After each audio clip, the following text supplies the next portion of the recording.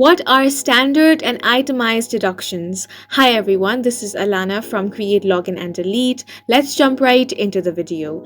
Deductions help reduce the amount of income you're taxed on. Because of the itemized deduction caps and the standard deduction increase, the standard deduction gives almost 90% of tax filers the biggest tax break. It's a fixed dollar amount based on your filing status and age that is taken off of your taxable income. You can think of this like a deduction bundle that gives you a single lump sum discount according to your tax situation. The another option is to itemize your deductions. This means listing each individual deductions you qualify for and taking the respective amount off of your taxable income. In this, you pick the deductions that apply to you, enter your info and take each separate discount. You can head over to TurboTax and then answer a few questions such as student loan interest, car registration fees, and property tax. And then they will determine which deduction is best for you and also look for other opportunities to maximize your refund.